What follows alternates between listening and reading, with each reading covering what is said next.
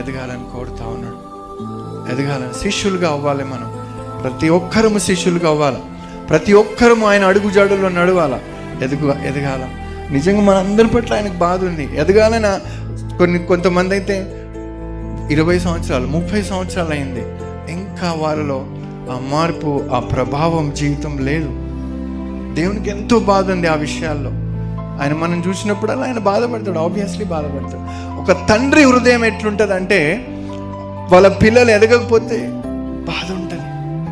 దేవుని హృదయం నీ పట్ల నా పట్ల అలాంటి బాధ ఉంది. ఆయన ఎదగాలని కోరుతా ఉన్నాడు. ఏమైనా సంగమా, దేవుడు నీవు నేను ఎదగాలని కోరుతా ఉన్నాడు.